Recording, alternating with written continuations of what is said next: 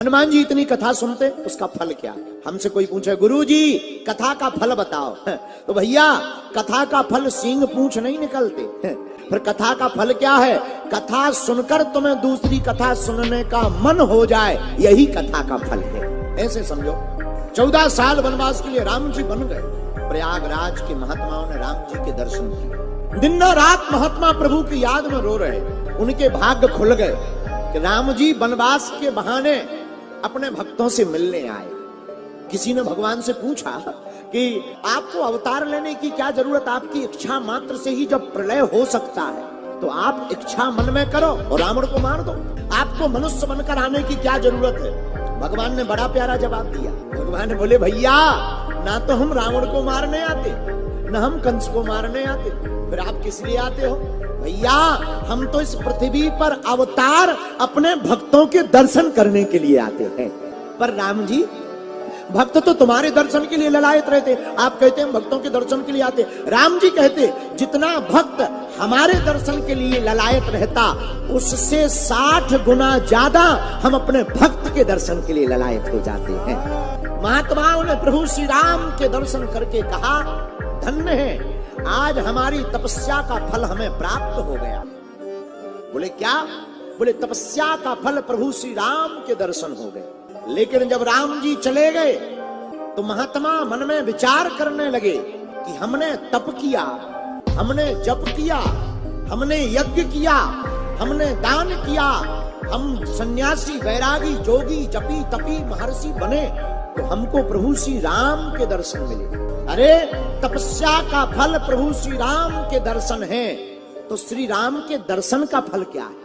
लेकिन उसी समय जब भरत जी राम से मिलने के लिए प्रयागराज आए और भरत की आंखों में राम के लिए वह अश्रु धारा को देखा और आर्तनाद स्वर को जब रो करके भरत जी प्रयागराज में खड़े होकर कहते राम, उस कारुणिक स्वर को सुनकर महात्मा गदगद हो गए और सब महात्मा आंखों में आंसू भरकर भरत जी को देखकर कहने लगे भैया तपस्या का फल अगर राम के दर्शन है तो राम के दर्शन का फल महात्मा भरत के दर्शन है।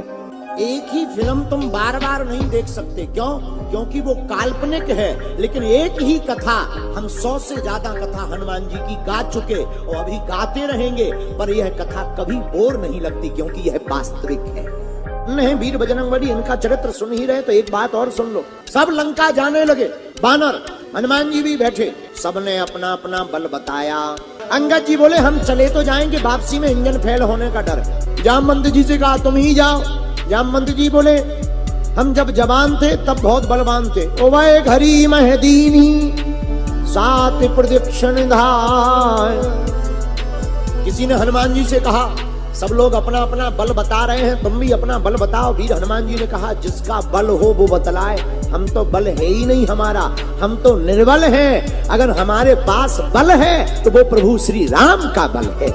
जिनको अपने बल पर गुमान था वो जा नहीं पाए, और जिनके हृदय में बल भगवान का था वो समुद्र पार भी हो गए और जानकी की खबर भी ले आए। जिस पर राम जी की कृपा होती उसके तो पत्थर भी पानी पर तैर जाते हैं। मेरे प्रियजनों जब पानी पर पत्थर तैर सकते हैं तो हम लोग भी अगर परमात्मा के सहारे रहेंगे तो हम लोग भी भव सागर में तैरते तैरते तर जाएंगे। हनुमान जी महाराज के पास बल और राम जी की कृपा प्रभु चरित्र सुनने से प्राप्त हुई और पाने के बाद चारों युगों में उनका प्रताप छा गया।